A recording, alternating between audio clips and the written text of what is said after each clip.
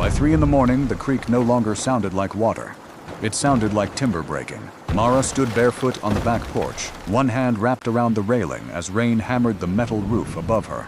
30 yards beyond the house, the creek had disappeared beneath a moving sheet of brown water. Branches spun through the current. Whole logs slammed into one another with the deep, hollow crack of falling trees, and somewhere in the darkness, nearly 60 tons of deadwood had become a dam. She could not see the entire pile from the porch, but she knew exactly where it was. For years, storms had pushed fallen cottonwoods, broken limbs, root balls, and old trunks into the sharp bend at the southern edge of her property. One tree caught another, then another.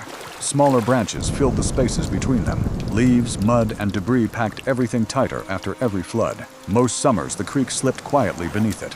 Tonight, it had nowhere left to go. Mara watched the water climb over the bank. First, it covered the stones beside the old fence. Then the lowest fence rail vanished. Then the current spread into the pasture. Her flashlight caught something moving near the barn. For half a second, she thought it was an animal. It was a section of fence floating away. She pulled on her boots and raincoat and stepped into the yard. The water was already around her ankles. Every instinct told her to run toward the creek and start pulling branches loose. But one look at the current stopped her. The force behind the logjam was enormous. One trunk shifted suddenly, and a wave of water burst through the opening before another log rolled into its place. The blockage was not just holding water back, it was redirecting it. Straight across her land, by sunrise, several inches of mud covered part of the lower pasture. The footbridge was gone. A section of the creek bank had collapsed.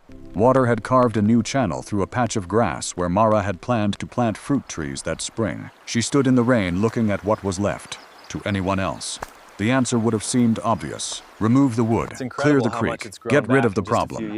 That was exactly what the first contractor told her later that morning. He walked along the bank, looked at the tangled wall of timber, and shook his head. Most of this is garbage, he said. You need equipment, chainsaws, trucks. Pull it out before the next storm. Mara stared at the pile.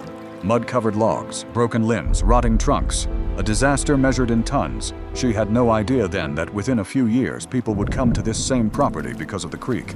They would walk paths built from timber taken from that pile. They would sit beside water that once flooded the pasture. And the land everyone believed had been damaged beyond repair would become a natural sanctuary valued at nearly $195,000.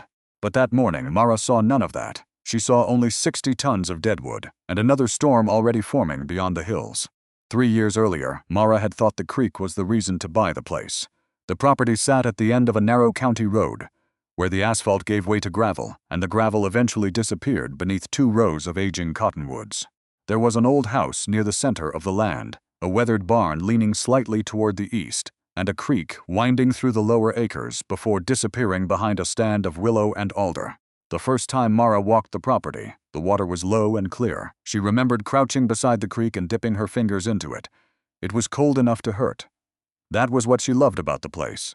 Not the house, not the barn, the water. She imagined fruit trees on the higher ground, a vegetable garden closer to the house, and maybe a small trail following the creek through the woods. She had spent years living in places where everything felt paved, measured, and crowded.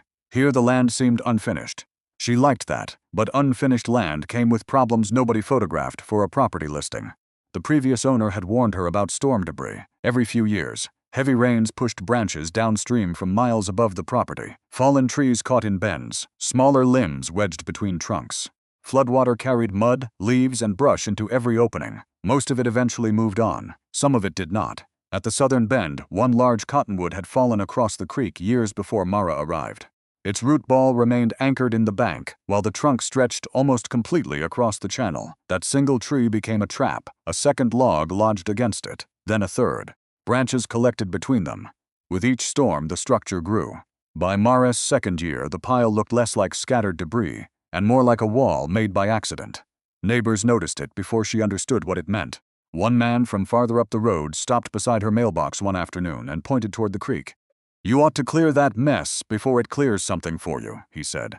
Another neighbor told her the creek had jumped its banks there before. A contractor she called for an estimate, walked the site, and barely spent 10 minutes looking around. Deadwood. Mud unstable bank, he said. There's no value in any of it. His recommendation was simple. Bring in an excavator, cut the trunks, drag everything uphill, burn what could be burned. haul away the rest. The price made Mara stare at the paper longer than she wanted him to notice. Heavy equipment, labor, fuel, hauling fees, bank repair. It was more money than she had expected to spend on the entire first year of improvements.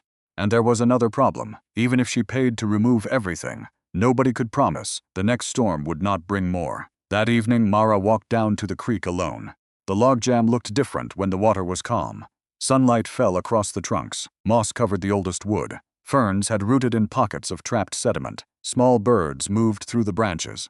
For the first time, Mara wondered if calling all of it garbage was too simple. She still believed the blockage had to change, but standing there, she began asking a different question. What if clearing the creek and destroying everything in it were not the same thing? That question would eventually change the entire property.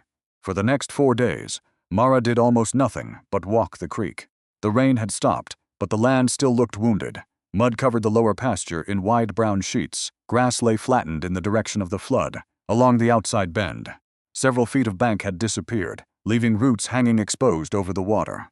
Mara carried a notebook with her. At first, she was only trying to understand the damage. She marked where the water had crossed the fence, where the current had cut deepest, where branches had piled against standing trees, where sediment had settled. After the flood pulled back, she expected the pattern to be simple. The more wood, the more damage, but that was not what she found.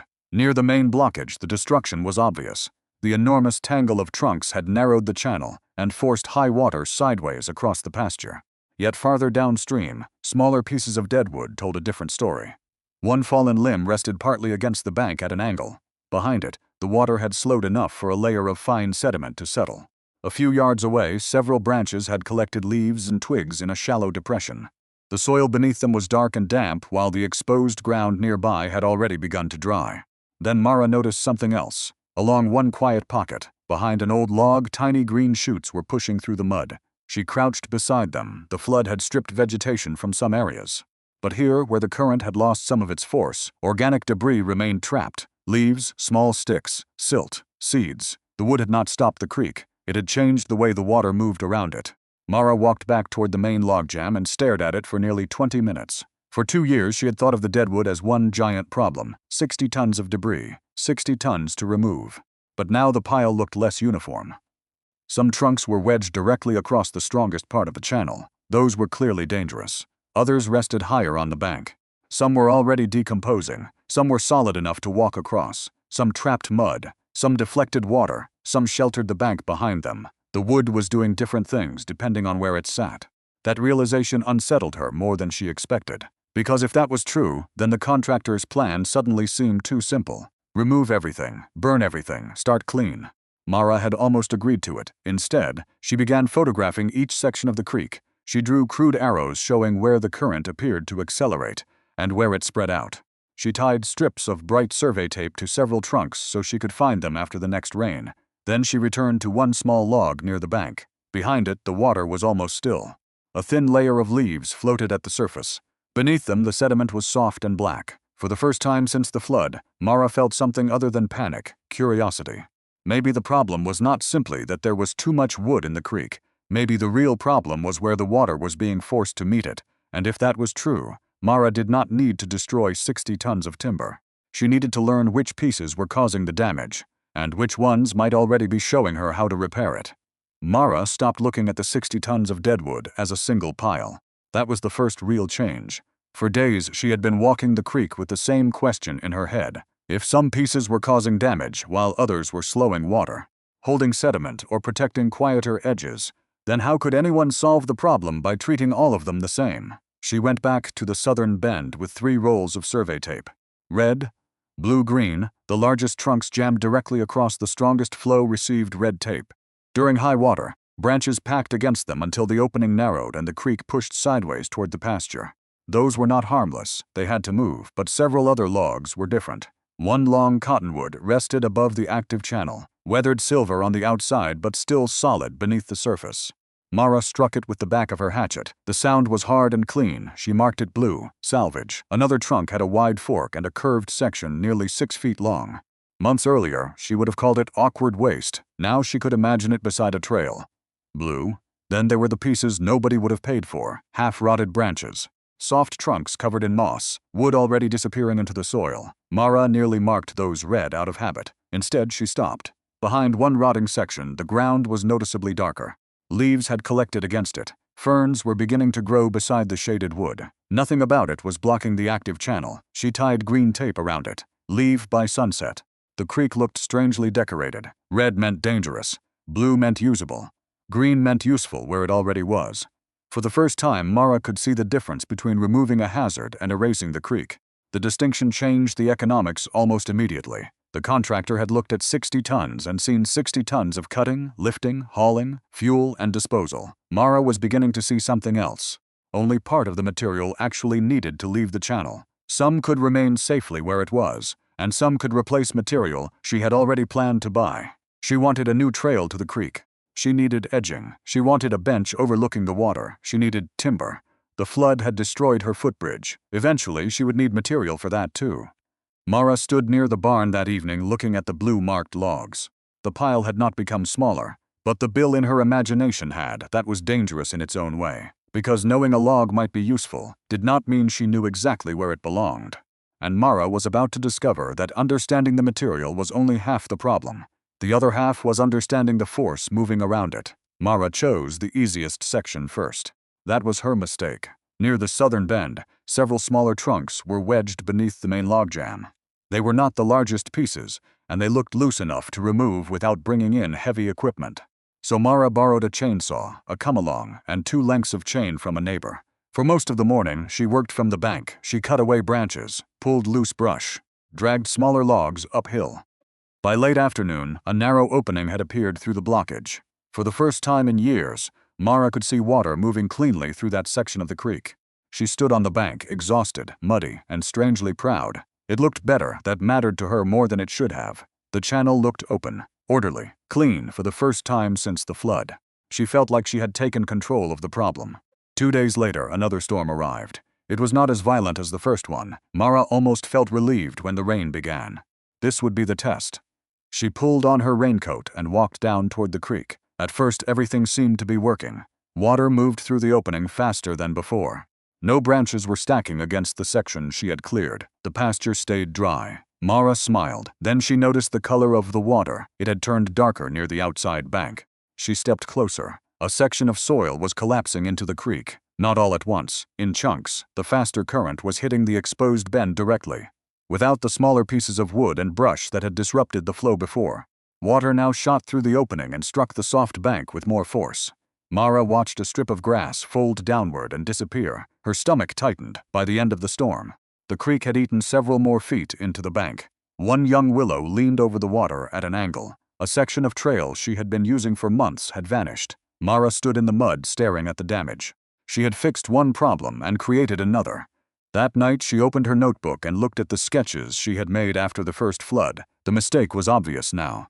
She had been thinking about obstruction, not energy. Water did not simply need somewhere to go, it carried force, and when she gave that force a straighter path, she had sent it directly into the weakest part of the bank.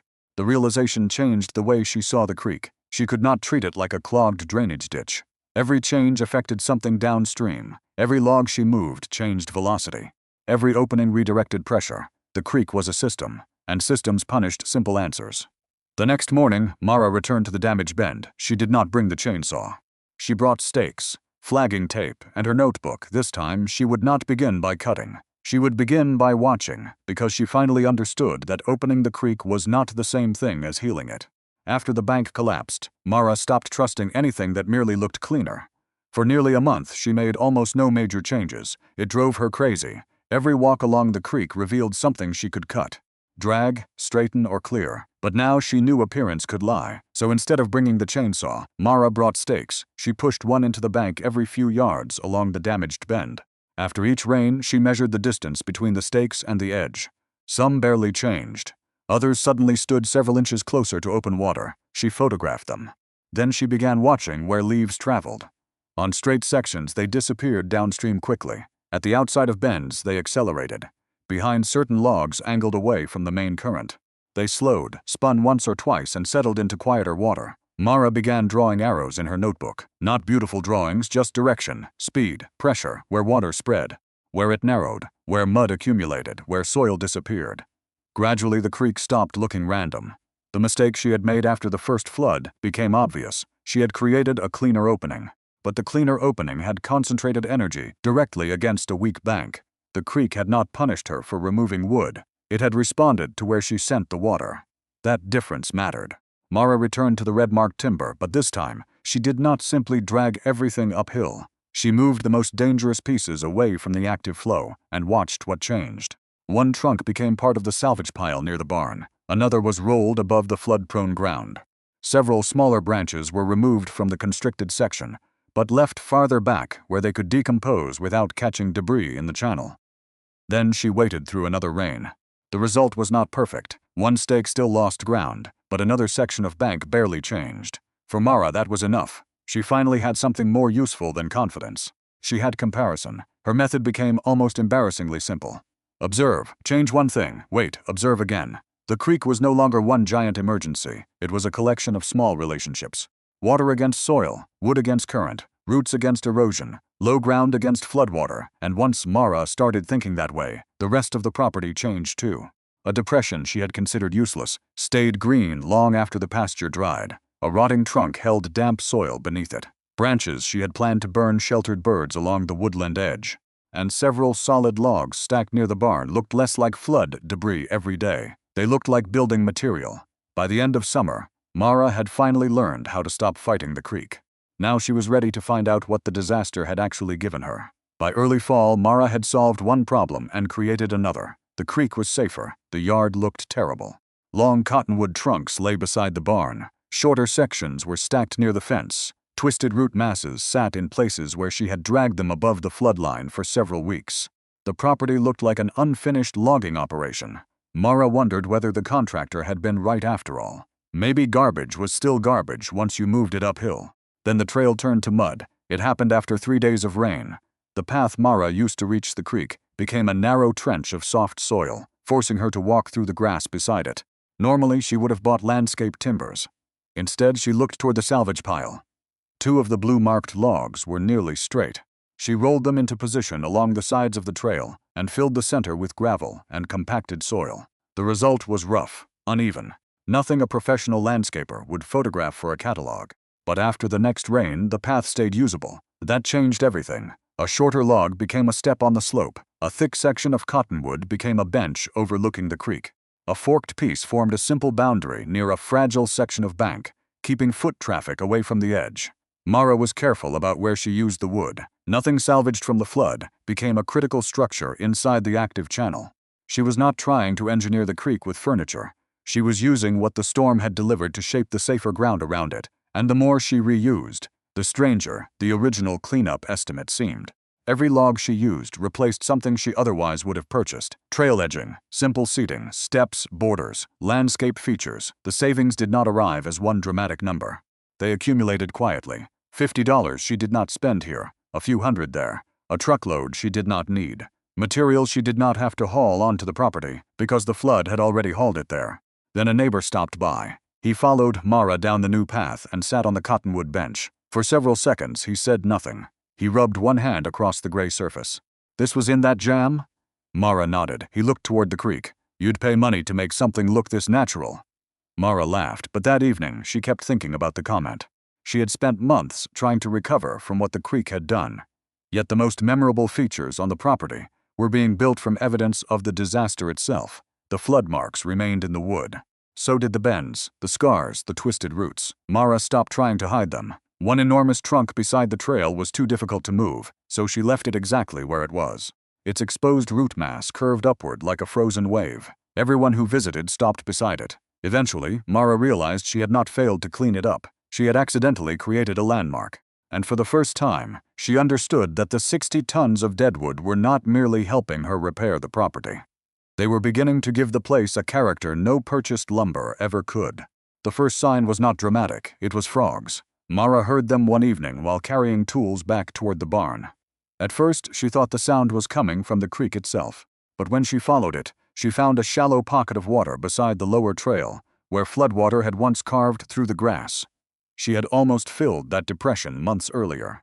Now it held water longer than the ground around it. Reeds had begun appearing along the edges. Insects skimmed across the surface, and beneath the shadow of a rotting log, something moved. A frog disappeared into the water. Mara stood there longer than she meant to. The depression had once looked like damage. Now it looked alive. Over the following months, similar changes appeared throughout the lower property. Native grasses thickened in places where sediment had settled. Willow shoots returned along calmer sections of the creek. Moss spread across old timber that Mara had left away from the strongest flow. Birds began using branch piles near the woodland edge.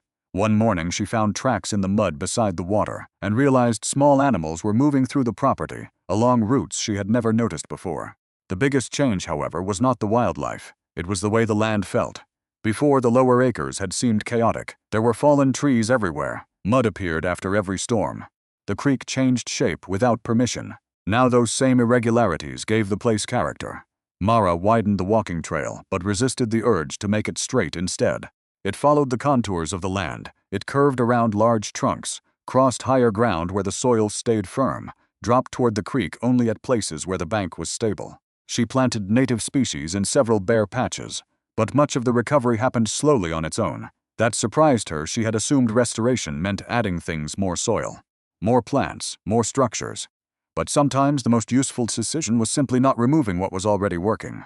One section of Deadwood became particularly important. It lay several yards back from the creek, half rotted and covered in moss. A year earlier, Mara had marked it for removal. Now ferns grew along its shaded side. Beetles disappeared beneath the bark. Small plants rooted in the decaying material around it. Mara left it alone. The property was teaching her another lesson. Deadwood did not stop being useful when it stopped being lumber. As it aged, its role changed. Solid trunks could become structures. Weathered logs could define trails. Rotting wood could hold moisture and support small pockets of life. The same material moved through different stages of usefulness. That idea began shaping the sanctuary more than any design plan ever had. Visitors noticed. At first they were neighbors. Then friends brought friends.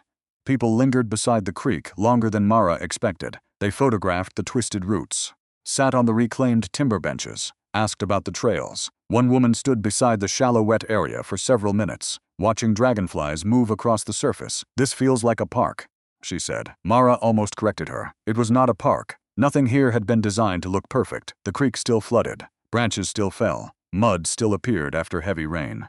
But perhaps that was why people liked it. The property did not hide what had happened to it. It had absorbed the damage, and slowly that damage had become habitat for the first time. Mara began wondering whether she was building more than a repaired homestead. Maybe the land itself had become the thing people wanted to experience. By the second spring, Mara had stopped worrying about whether the property looked finished. It never would. That was becoming the point. The creek still shifted after heavy rain. Fallen branches remained along the woodland edge. Moss covered old timber. The trail curved around roots instead of cutting straight through them. To people driving past, some of it still looked unfinished. One contractor who had visited after the original flood returned while working nearby. He stared across the lower acreage. "You still cleaning this up?" Mara smiled. "Something like that." He pointed toward the brush beside the creek. "If you opened all of that up, you get a cleaner view a year earlier." Mara might have agreed now. She simply asked him to walk with her. They followed the trail beneath the cottonwoods. They passed the enormous flood log. People always stopped to photograph. They crossed above the wet depression where frogs had returned. They reached the bench made from timber that had once been part of the main obstruction. The contractor sat down. He looked at the creek for a while, then at the trail behind them. This all came from the jam? Most of it. He became much quieter after that. Mara noticed the same behavior in almost everyone who visited. People slowed down. They stopped at the water. They asked where the timber came from. They stayed beside the wet area longer than she expected. Friends sometimes walked the entire trail before going inside the house. One neighbor brought coffee and spent nearly an hour on the log bench. Mara began keeping notes, not because she had a business plan, because she was curious. Where did people stop? What did they photograph? What did they mention afterward? Again and again the answers were the same. The creek, the reclaimed wood, the frogs, the shade, the feeling that nobody had tried to force the property into looking perfectly controlled. That was when Mara realized something important. People were not responding to the cleanup. They were responding to the experience. She looked differently at the unused room in the old house, at the barn loft she had always planned to repair someday, at the higher piece of ground where a person could sit above the creek without disturbing the bank for years. Mara had assumed the property needed a conventional purpose before it could justify itself. Crops, livestock, something harvested, something sold, but perhaps the lower acreage was already producing something people valued. Quiet, wildness, a story they could physically walk through. Mara did not suddenly decide to turn the farm into a resort. That would have destroyed the very thing people liked. Instead, she began considering a much smaller idea. What if she made it possible for someone to stay long enough to experience the land properly? One room, a few comfortable places beside the trail. Nothing that required straightening the creek or clearing. The woodland. For the first time, the property did not feel like land waiting for a purpose. Its purpose was beginning to reveal itself. And Mara was finally ready to build around it. Mara started with the smallest possible change. The unused room. It overlooked the cottonwoods and had spent years collecting boxes.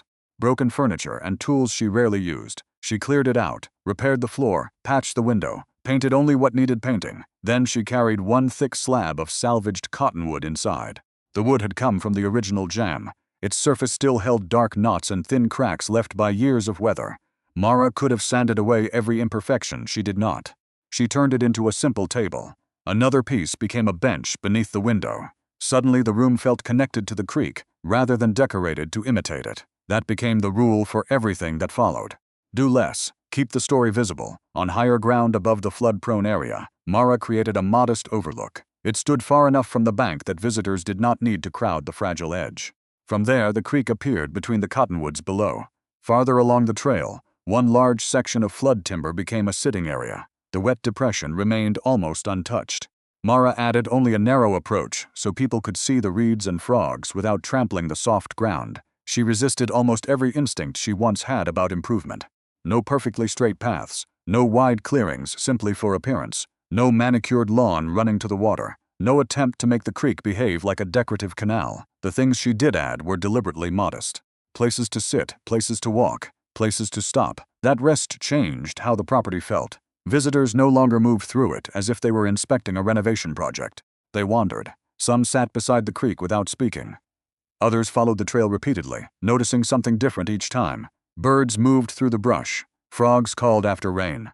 Sunlight reached the water in broken patches through the cottonwoods, and everywhere pieces of the original flood remained visible. One log became steps. Another became a bench. Twisted roots remained as landmarks. Rotting timber stayed where it was useful to the soil and habitat without blocking the active channel. The disaster had not disappeared. It had been reorganized. Eventually, Mara found herself using the same word whenever someone asked what she was building: a sanctuary. Not a resort, not a park, not a traditional farm, a sanctuary. The word fit precisely because the land was not perfect. It had been flooded, eroded, cut apart, and rearranged. The sanctuary existed. Because Mara stopped trying to erase those facts, she simply made the damaged landscape safe enough and accessible enough for people to experience what had grown from it. Years earlier, 60 tons of deadwood had seemed to represent everything wrong with the property. Now, pieces of that same timber appeared in nearly every place visitors remembered. The creek had delivered the material. The flood had written the story. Mara's contribution was learning when to intervene and when to leave something alone soon. She would discover that the distinction had changed more than the appearance of the land. It had changed what the entire property was worth. Mara did not transform 60 tons of deadwood into 195,000. That was never what happened. The truth was more interesting. Years after the first flood, she finally requested a new valuation of the property as a whole. By then, almost everything about the way the land functioned had changed. The house was repaired. The unused room had become usable space. The lower acreage could be reached by established trails instead of muddy tracks. The dangerous obstruction in the creek had been addressed, without stripping away every natural feature around it. The flood-damaged ground no longer looked abandoned. It looked intentional. Most importantly, the creek was no longer something a person had to overlook when considering the property. It had become the feature people remembered when the printed valuation arrived. Mara opened it at the kitchen table. She found the number, then read it again. 195,000. For several seconds, she simply sat there. The figure did not mean that a cottonwood log had somehow become expensive furniture. It did not mean frogs or moss could be assigned a convenient dollar amount, and it certainly did not mean every property with flood debris could be transformed the same way. The number represented the entire place Mara had created from what had once looked like a liability. That was why it affected her. She remembered the first contractor standing beside the creek after the flood. Deadwood, mud, unstable bank. Hauling, fuel, disposal. Every additional ton had seemed like another expense. Now many of the same pieces were still on the land. One framed the lower trail. Another had become the bench overlooking the creek. A slab sat inside the house. Twisted roots had become landmarks people photographed. Other wood had been allowed to decay where it could support moisture and habitat without blocking the active channel. The wood itself had not become rare. Its context had changed. Later that week, the contractor happened to be working nearby. Mara invited him down the trail. He walked slowly this time. At the large bench overlooking the bend, he stopped. His eyes moved across the weathered surface. That was in the jam. It was not really a question. Mara nodded.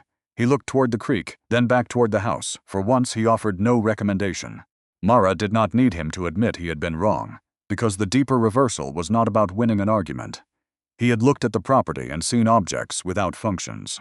Mara had eventually learned to see functions before deciding what was waste. Debris became material. Flood scars became character. Low ground became habitat. The creek became center of the experience. Mara folded the valuation and placed it in a drawer. The $195,000 mattered, but the number was only confirmation. The transformation had happened long before anyone wrote a price beside it. Years later, Mara still woke when heavy rain struck the metal roof. Some habits remained. On stormy nights, she sometimes stepped onto the porch and listened. The difference was that the sound no longer sent her running into the darkness. She had learned where the creek rose first, where water spread, which bank needed watching, which pieces of wood could safely remain, and which ones could not. The creek had never become tame. Mara had simply stopped expecting it to be. On quiet mornings, she carried coffee down the trail toward the southern bend. The walk took her past nearly every stage of the property's transformation.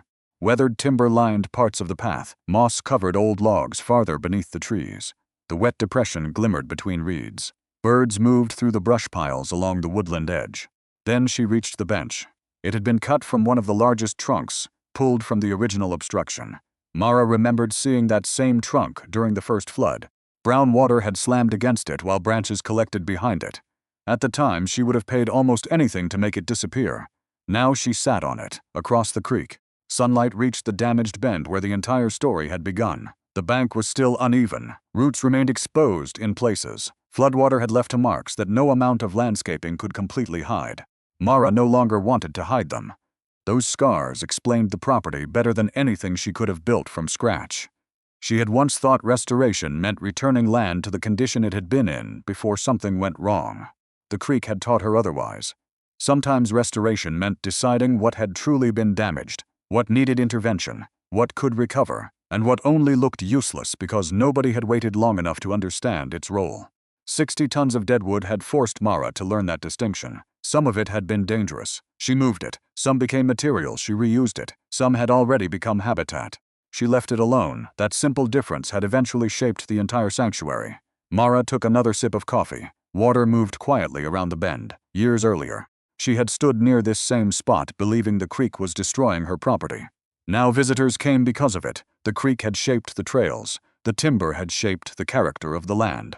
And the flood that once looked like the beginning of the property's failure had become the event that forced Mara to finally understand what she owned.